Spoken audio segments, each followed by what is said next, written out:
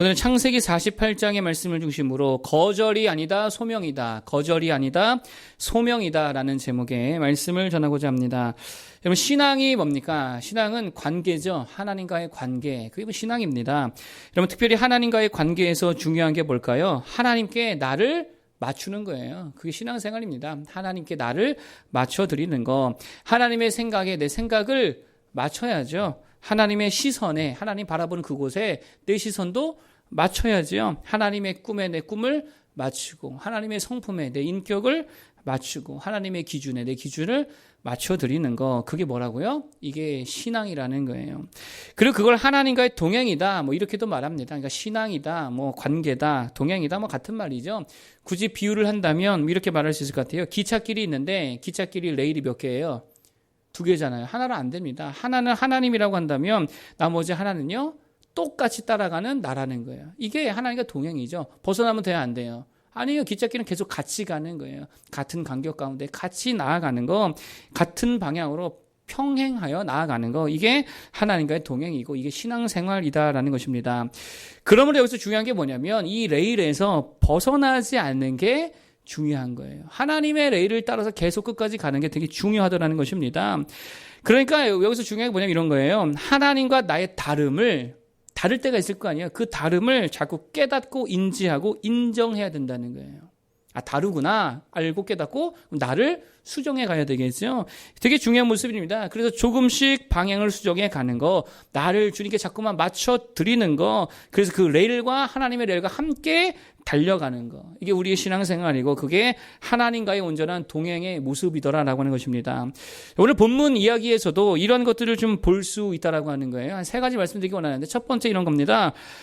오늘 본문을 통해 발견할 수 있는 게 뭐냐면, 내가 원하는 축복의 자리와 하나님이 주시고자 하는 축복의 자리가 다르더라는 거예요. 이게 다를 때가 많이 있습니다. 오늘 뭐 성경 이야기를 바로 한다면 이런 거죠. 이제 야곱이 죽을 때가 되어서, 요셉이 아들이잖아요. 요셉이 자식들을 이끌고 야곱에게 갑니다. 그러니까 손주들을 할아버지 앞에 데려가는 거죠. 그리고 야곱이 요셉의 자식들을 축복하게 되었습니다. 그런데 이때에 요셉이 야곱의 오른손은 이게 장자를 축복하거든요. 보통 일반적으로.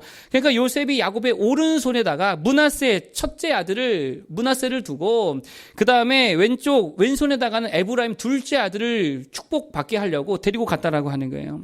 그런데 이때에 여러분, 야곱이가 어떻게 하느냐? 므낫세가 장자고 에브라임이 차자인데, 그러면 그냥 요셉이 대꼼대로 해줬으면 되는데, 손을 어떻게 해서 축복을 합니까? 어긋나게 해가지고 축복하더라는 게, 오른손으로 둘째 아들 에브라임을 축복하고 왼손으로 첫째 아들 므낫세를 축복하더라라고 하는 것입니다. 여러분, 그러자 이때 요셉이 만류하잖아요. 아니라고, 아버지, 그거 아니라고. 장자를 오른손으로 축복해야 되지 않겠냐고, 장자에게 갑절의 축복을 해줘야 되지 않겠냐고, 그래서 손 바꿔달라고 요구합니다. 그랬더니 이때 야곱이 19절을 이렇게 말하자면, 읽어보겠습니다. 19절. 자, 19절 한번 읽어보겠습니다. 19절. 48장 19절. 시작. 그의 아버지가 허락하지 아니하며 이르되, 나도 안다 내 아들아, 나도 안다. 그동안 족속이 되며 그도 크게 되려니와 그의 아우가 그보다 큰 자가 되고 그의 자손이 여러 민족을 이루리라 하고. 아멘. 쉽게 말하면 이런 거죠. 야, 그건 네 뜻이고, 큰아들 더 큰 축복받게 하는 거 그건 네 뜻이고, 그건 네 바람이고, 하나님의 뜻과 하나님의 바람은 그와 다르다라고 하는 거예요. 여러분, 이걸 우리 삶에 좀 대입을 하면 이런 거죠. 내가 생각하는 축복의 자리가 있습니다. 요셉이 축복받기를 원했던 자리, 므낫세였던 것처럼 우리도 마찬가지라는 게, 우리가 축복받기를 원하는 자리가 있다는 거예요. 요셉에게 그게 므낫세였던 것처럼 우리는 우리가 축복받기를 원하는 자리가 다 있다는 거예요. 어떤 사람은 사업장에 축복받기 원합니다. 어떤 사람은요, 관계에 축복받기 원합니다. 어떤 사람은요, 영혼의 축복을 얻기 원합니다. 어떤 사람은 건강의 축복을 얻기 원합니다. 건강만 해도 뭐 세세하게 들어가면 어떤 사람은 내가 좀 축복받기 원합니다. 지적으로 좀 스마트해지기 원합니다. 어떤 사람은 좀 체력이 좀 좋아지기 원합니다. 어떤 사람은 그래가지고 맨날 개고기 먹으러 한다면서요. 소고기, 개고기, 사슴고기, 좋은 거 다 먹으러 다니면서 그게 좋아가지고. 어떤 사람은 폐가 튼튼해지기를 원합니다. 어떤 사람은 무릎이 건강해지기 원합니다. 또 어떤 사람은 자녀들에게 축복이 임하기를 원합니다. 여러분, 요셉처럼 특정 자녀가 더 복을 받기를 바랄 수도 있더라라고 하는 것입니다. 그러니까 무슨 말이에요? 각자가 생각하고 바라는 축복받기 원하는 자리들이 다 있다는 거예요. 그게 내가 맡은 팀이 될 수도 있겠죠. 나의 기관이 될 수도 있겠죠. 목회자는 당연히 사역하는 교회가 될 수 있겠죠. 또는 특정 지역, 또는 특정 관계, 특정 어떤 일, 특정 비전, 특정 기관 등등 자기가 바라고 원하는 축복의 자리가 다 있더라는 거예요.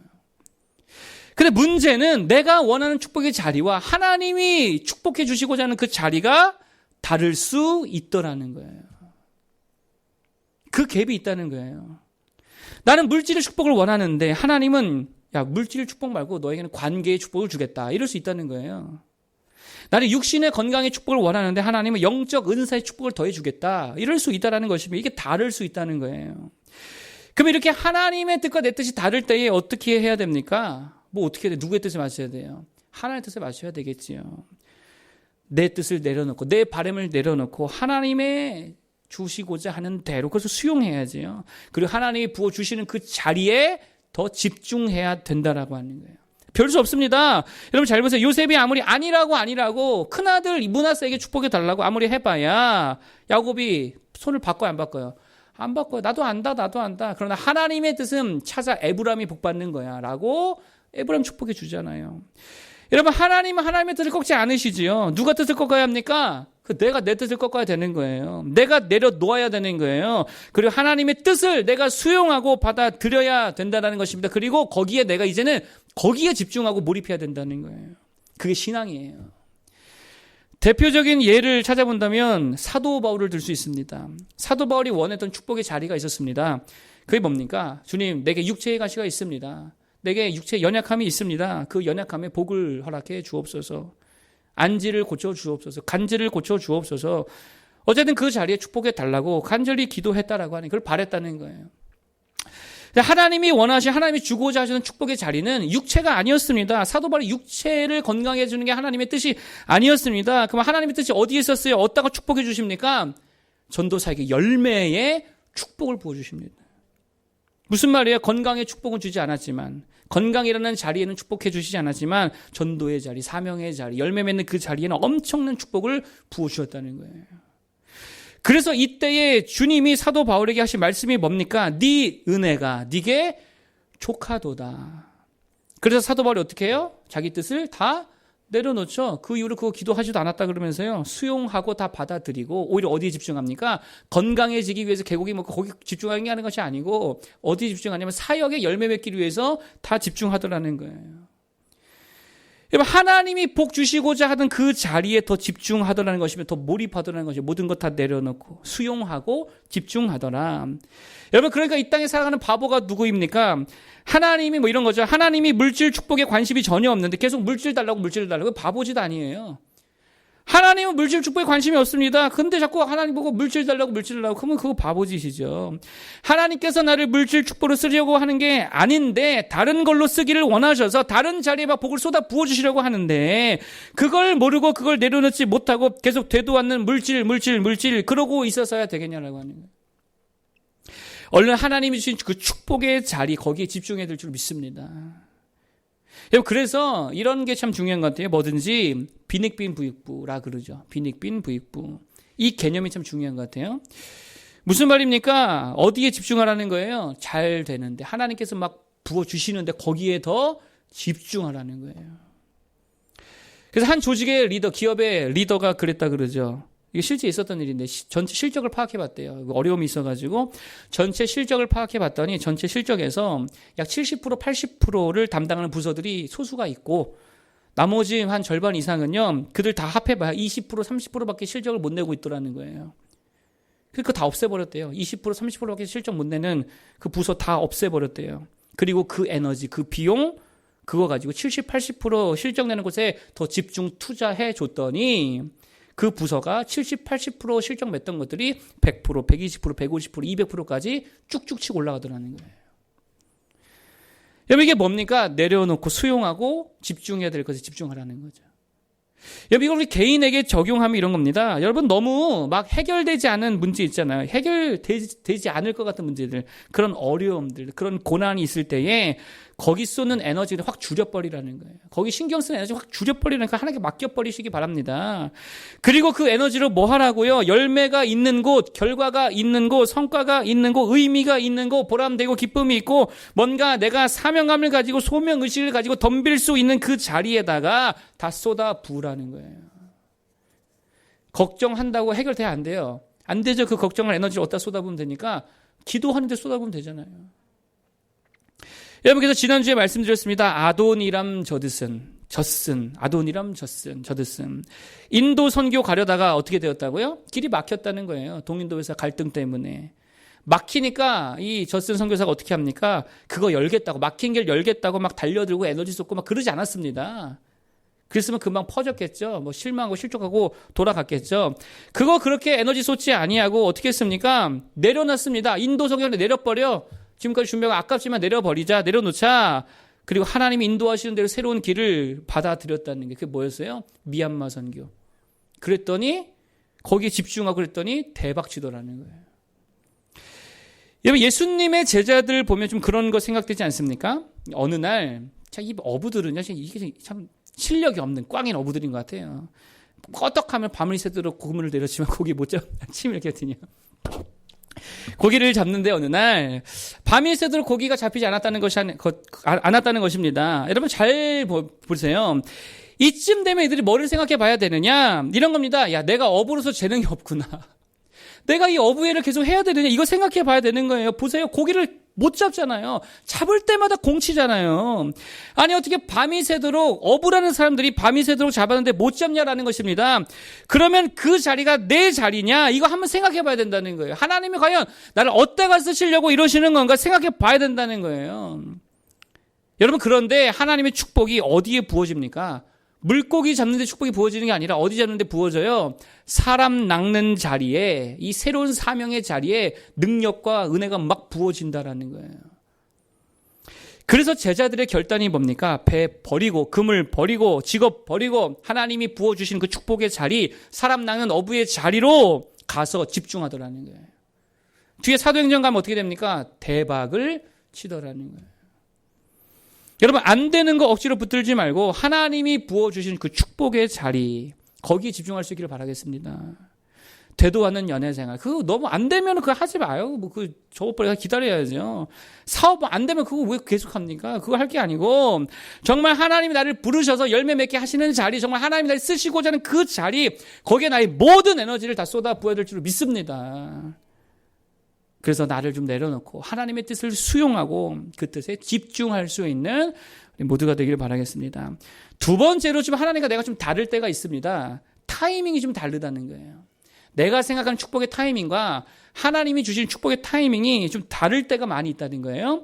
3절 4절 한번 보겠습니다. 3절 4절 한번 읽어주세요. 3절 4절 자, 시작.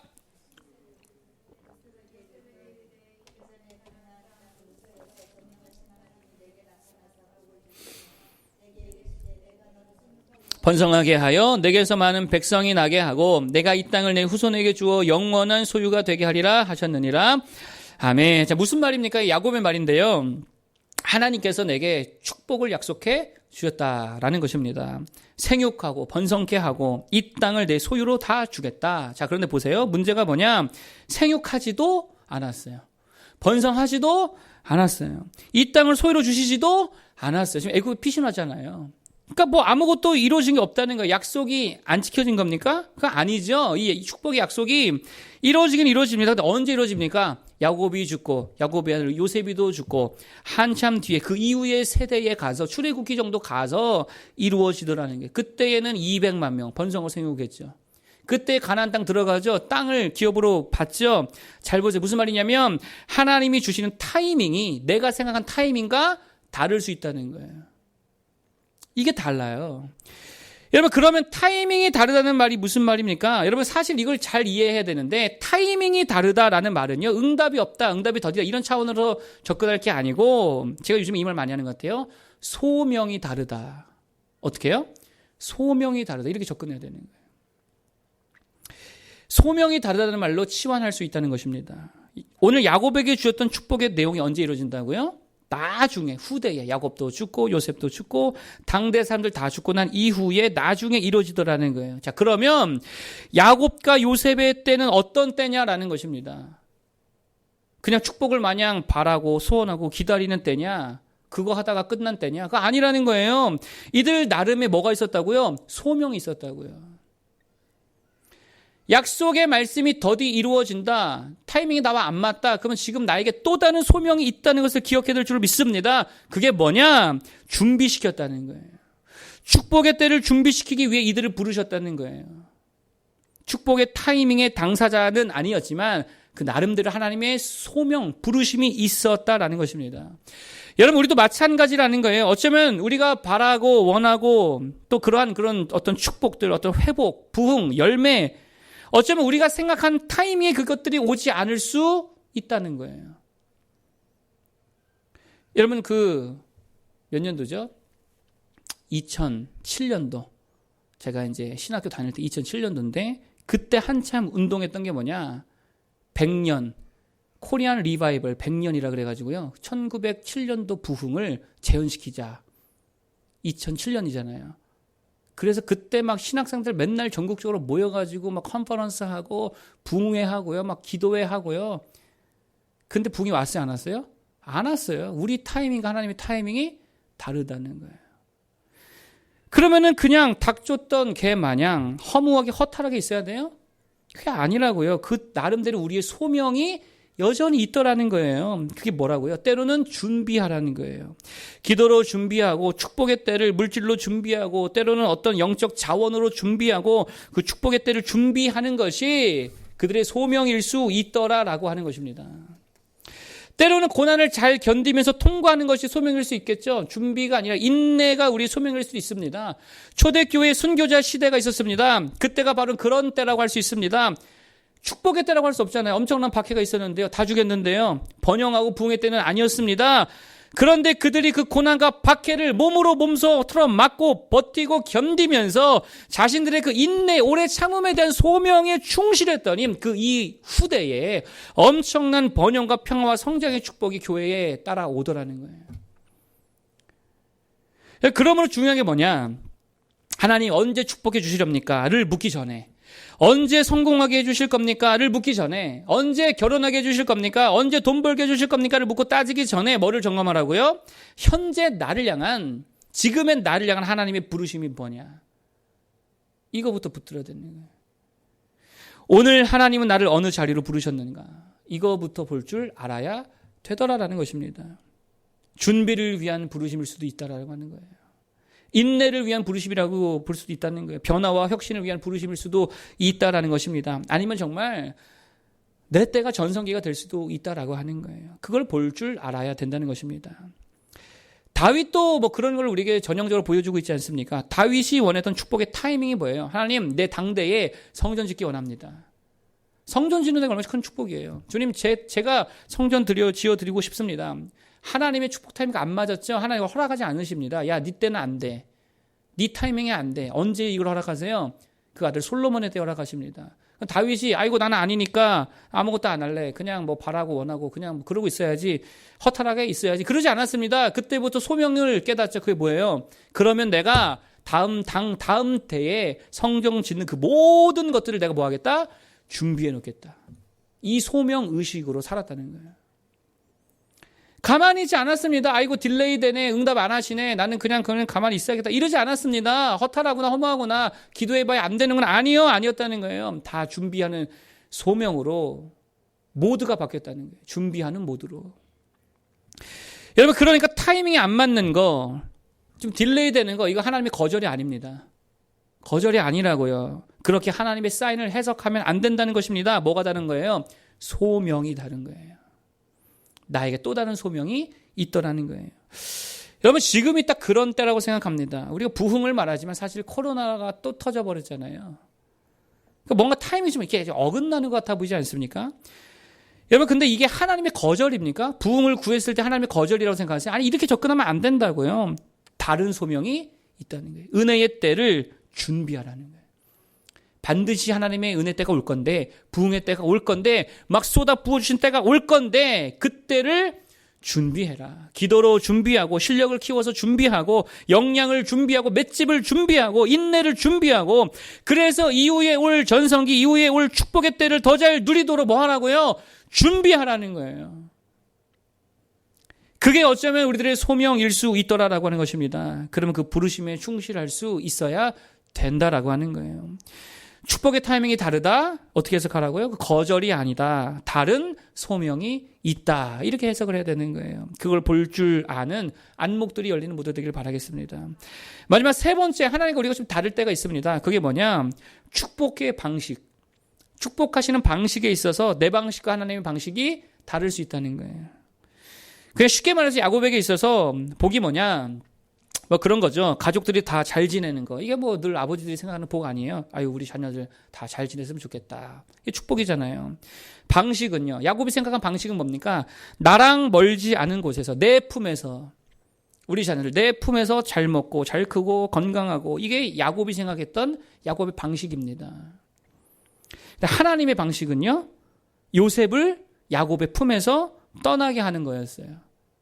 그래서 세상에서 훈련받고 세상에서 그 거친 파도 모진 풍파 다 맞아가며 단련되어서 더 귀하게 쓰임받게 하는 거, 이게 하나님의 방식이었습니다. 그래서 야곱은 어떻게 했습니까? 내가 내 품에 두고 싶으니까, 내 방식대로 하고 싶으니까, 내 방식대로 축복해주고 싶으니까 채색옷 입혔잖아요. 망하게 한 거예요. 망하게 하는 거. 채색옷 입힌 거. 요셉을 내 품에 들였습니다. 근데 하나님은요, 그거 벗겨버리시잖아요. 야, 그 방식 아니라니까. 채색옷 입히면 걔 멍청이 돼, 바보 돼, 아무것도 못 해. 그거 다 벗겨버리시죠. 내 품에서 떠나게 하시죠. 어떤 게 축복이 됩니까? 무조건이죠. 하나님의 방식이 훨씬 더 큰 축복이 될 줄 믿습니다. 그래서 한때 이 말 되게 많이 했습니다. 제가 내 뜻대로 되면 다 망한다고. 정말이에요. 내 뜻대로 다 되잖아요. 망해요. 하나님의 뜻대로, 하나님의 방식대로 되어야 그게 진짜 축복인 줄로 믿습니다. 오늘 오래간만에 인스타 들어갔는데 그런 글이 있더라고요. 그래서 한번 보고 다시 보려고 했더니 인스타는요, 없어지거든요. 원래 그러니? 다시 보려니까 없어지더라고요, 글들이. 하여튼 못 찾았는데 그 내용은 대충 이런 거였어요. 제임스 패커의 글이었던 것 같은데, 그리스도인들은 어떻게 자라느냐, 성장하는데 그리스도인들은 어떻게 자라느냐, 위로 자라지 않더라는 거예요. 그리스도인들은 사이즈가 자라긴 자라는데 위로 자라는 게 아니고 아래로 자란다는 거예요. 그러면서 이렇게 말합니다. 아래로 내려가는 방식으로 자라고 크는 게 그리스도인이라고. 겸손이고 십자가고 낮아짐이래요. 이게 그리스도인이 성장하는 방식이래요. 하나님의 방식이죠. 오늘 이스라엘이 어디서 자랍니까? 이스라엘 백성들이 어디서 자라요? 잘 보세요. 되게 평안한 에덴 동산에서 자라지 않습니다. 어디서 자라요? 애굽에서 노예 생활하면서 자라요. 70명이 몇 명이 돼요? 200만 명 됩니다. 고난 속에서 자라는 거예요. 거기서 자라요. 기독교가 어디서 자랍니까? 천년왕국에서 왕노릇하면서 자랍니까? 아니요. 어디서 자랍니까? 로마 10대 박해, 10명의 황제들이 엄청나게 때려잡아 죽이는 그때에 자라더라는 거예요.